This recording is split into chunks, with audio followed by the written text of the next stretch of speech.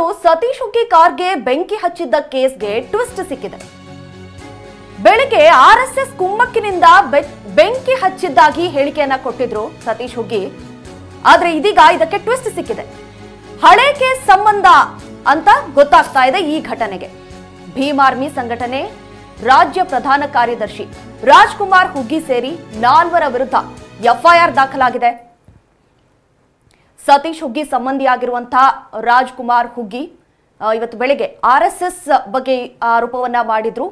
ಆದ್ರೆ ಇದೀಗ ಹಳೆ ಕೇಸ್ಗೆ ಸಂಬಂಧಪಟ್ಟಂತೆ ಈ ಒಂದು ಘಟನೆ ನಡೆದಿದೆ ಅನ್ನೋದಾಗಿ ಹೇಳಿದ್ದಾರೆ. ನಿನ್ನೆ ರಾತ್ರಿ ಮನೆಯಲ್ಲಿ ಯಾರೂ ಇರಲಿಲ್ಲ, ಯಾರೋ ಬೈಕ್ ನಲ್ಲಿ ಬಂದು ಬೆಂಕಿ ಹಚ್ಚಿ ಹೋಗಿದ್ದಾರೆ ಅನ್ನೋದಾಗಿ ಹೇಳಿದ್ರು. ಅವರು ಬೈಕ್ ನಲ್ಲಿ ತೆರಳ್ತಾ ಕೆಲಸ ಆಗಿದೆ ಅಂದ್ರಂತೆ. ನನ್ನ ಪತ್ನಿ ಕರೆ ಮಾಡಿ ಬೆಂಕಿ ಹಚ್ಚಿರುವ ವಿಷಯವನ್ನ ನನಗೆ ತಿಳಿಸಿದ್ರು. ಪೊಲೀಸರು ತನಿಖೆ ಮಾಡಲಿ, ಸತ್ಯಾಸತ್ಯತೆ ಹೊರಬರಲಿ ಅನ್ನೋದಾಗಿ ಹೇಳ್ತಾ ಇದ್ದಾರೆ. ರಾಜ್ಯ ಪ್ರಧಾನ ಕಾರ್ಯದರ್ಶಿ ಸತೀಶ್ ಹುಗ್ಗಿ ಹೇಳಿಕೆಯನ್ನ ಕೊಟ್ಟಿರುವಂತದ್ದು.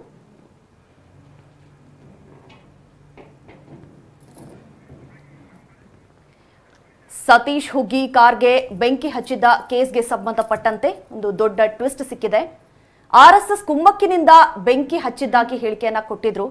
ಇದೀಗ ಯಾವುದೋ ಹಳೆ ಕೇಸ್ ಸಂಬಂಧಪಟ್ಟಂತೆ ಈ ದುರ್ಘಟನೆ ಆಗಿದೆ ಅನ್ನುವಂಥದ್ದು ಹೇಳ್ತಾ ಇದ್ದಾರೆ ಸತೀಶ್ ಹುಗ್ಗಿ. ಈಗಾಗಲೇ ಈ ಕುರಿತಾಗಿ 4 ವಿರುದ್ಧ ಎಫ್ಐಆರ್ ದಾಖಲಾಗಿರುವಂಥದ್ದು.